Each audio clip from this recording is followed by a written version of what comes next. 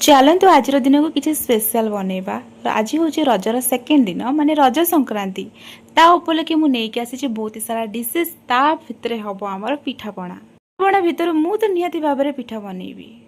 आम जा पनीर कोरमा बनवाई पनीर को स्क्वेयर सेप्रे काटी देकी ताको डीप फ्राए करनेबा तापरे लुण पानी रे एबे आमे ताको सोक करनेबा। लुण पानी रे आमे सोक कले कौन हम ना पनीरटा स्मूथ हम आउ आमर जी ऑयल लगी पनीर रे छाणला बेलू सेटा टिके आमर कमिजिवो। तापरे एपटे मैरिनेट करके रखी आलू आ पोटल को बेसन सहित ताको एबे आमे फ्राए करनेबा। तापरे एभली भाबर कलर आसीगले आमर रेडी हो गला चिप्स। तापरे आमे जिबा एबे मसला रेडी करबा पनीर कोरमा पाई।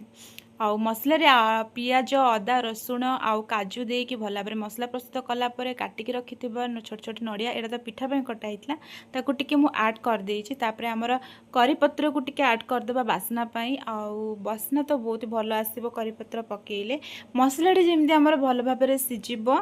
आमे मसला को भल भाव में कषिदेबा आउ एभली भाव में हमर तेलटा छाड़ी आसीबो। तापरे एबे हमर रेडी हो गला पनीर आउ पोटल को पकई नेबा। ताकू एबे आमे 5 ରୁ 6 मिनिट पर्यंत आमे टिके मसला सहित मिक्स करके भाजी नेबा। एमती ही कड़ाई रे भाजी नेबा। आउ एपटे हमर खुड़ी रेडी हो गलानी पिठापणा पई आउ नडिया करूछंती। तापरे मु भी रेडी हो जाइथिली सेतिकी भितरे मु बने नीची मोर बैटर टी बिरी अरुआ चाउल काजू आउ गोटा नडिया माने छोट छोट खंड काटिथिली आउ लूण अल्प लुण आउ चीनी देकी भल भाव में बैटर प्रस्तुत कर एपटे तेलटा गरम कर देइथिली बैटरटा पकई देकी तापरे एबे आमे ताको टिके ढक्कन घोड़े रखिदेबा। तापरे हमर नडिया कोरा सरला परे मु चलिली टिके नडिया कोरा बनेबा पई। तापरे गुड़ आउ लुण तापरे टिके अल्प पानी देकी माने ताकू मेल्ट हेबापी तापरे मु नडिया पुरटा पकई देइछि। तापरे एपटे मोर पिठाटा को उल्टे नीचे सेतिकी भितरे आ नडिया पुरटा भी रेडी हो जाइछि।